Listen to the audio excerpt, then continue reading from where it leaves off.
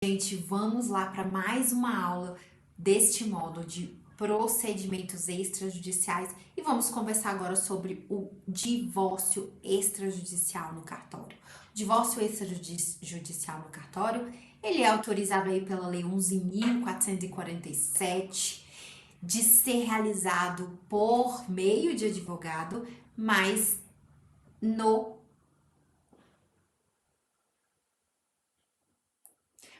no cartório de notas. No cartório de notas aí que você pode realizar um procedimento extrajudicial de divórcio. Ele demanda muito menos tempo e também a questão financeira de custas e de honorários fica um pouco mais acessível aí para os clientes. E aí é um procedimento que, como ele é rápido, você fazendo vários dele, você muito provavelmente tem uma rotatividade muito grande aí na sua advocacia. Então vamos para os requisitos principais, o que a lei determina, o que pode, o que não pode, para que você possa aí conduzir o seu cliente nesse procedimento extrajudicial. São os requisitos para que aconteça um divórcio consensual no cartório. Primeiro requisito é que os cônjuges devem estar em acordo, ou seja, o divórcio deve ser amigável ou ainda como escrito na lei, consensual. O segundo requisito é que não podem ter filhos em comum incapazes, seja porque são menores de idade ou porque estão interditados. Terceiro requisito é que não pode haver uma gravidez em curso. Devem contratar um advogado, podendo ser o mesmo profissional para ambos ou não. Então, existe alguns estados que aí vocês têm que verificar que autorizam fazer o procedimento de divórcio, mesmo com filhos incapazes, desde que as questões relacionadas ao filho incapaz, que é guarda, alimentos, visitas, tenham sido resolvidas já na esfera judicial. E aí, trazendo essas informações, você pode fazer aí só o divórcio com as demais questões pertinentes ao divórcio no cartório de notas. Então, verificar isso na legislação específica aí de cada estado para ver se procede ou não. Preenchidos os requisitos, é o momento de olharmos aí para a documentação necessária para se levar juntamente com a petição inicial, que na verdade é um requerimento.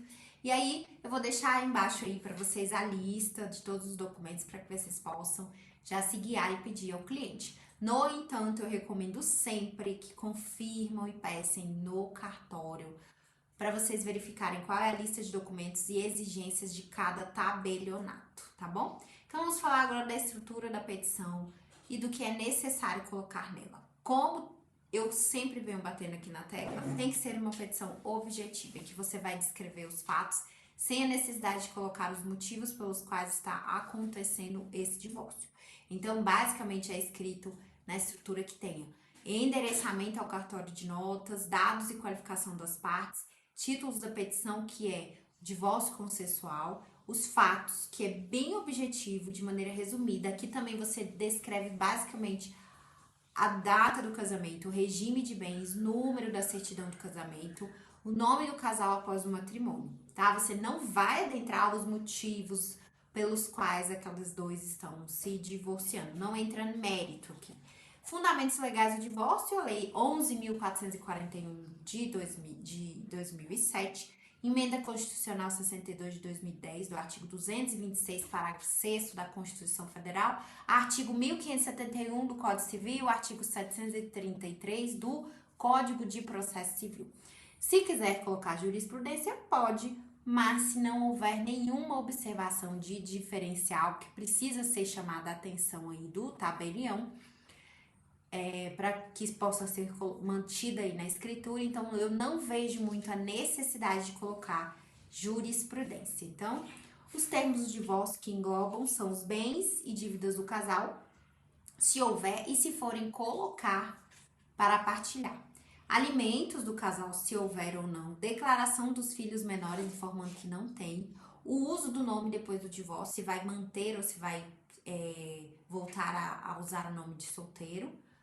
e o pedido ao tabelião para processar e lavrar a escritura pública de divórcio consensual.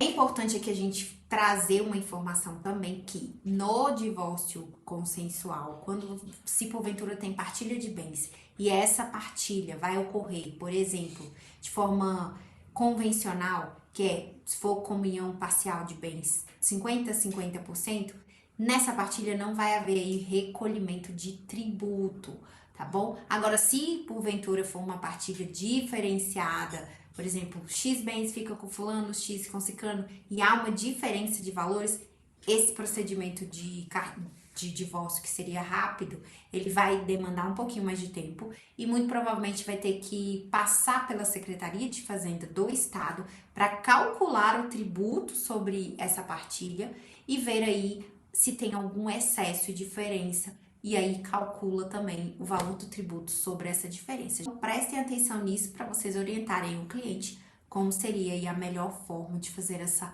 partilha.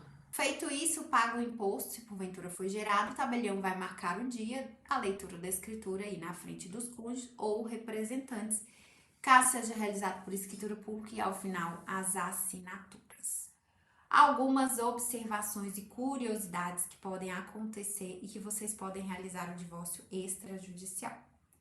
2 pontinhos que eu queria chamar a atenção aqui, que na prática pode aparecer para vocês e que mesmo assim vocês podem realizar esse divórcio extrajudicial. Primeiro porventura, o casal que está se divorciando, eles casaram no Brasil, porém, eles foram morar em outro país e lá, morando lá nesse outro país, eles decidem que querem se divorciar.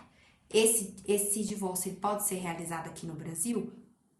Com certeza, porque ele foi feito aqui no Brasil. Então, mesmo à distância, você pode conduzir esse divórcio extrajudicial em algum dos cartórios aí da sua cidade e a assinatura ela pode ser tanto digital, com uma assinatura específica, que aí você vai indicar ao seu cliente para ter acesso a um certificado digital em que o cartório aceita, para ele poder fazer essa assinatura, ou por procuração, tá bom?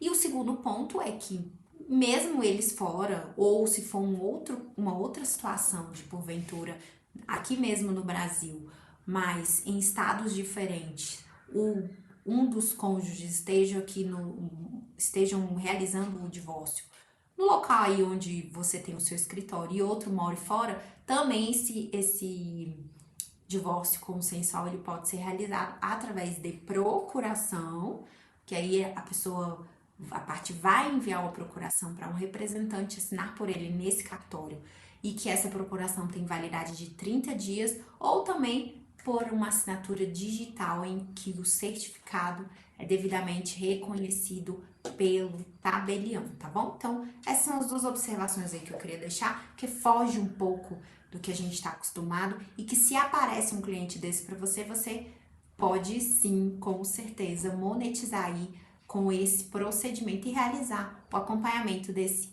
divórcio no cartório. Na próxima aula.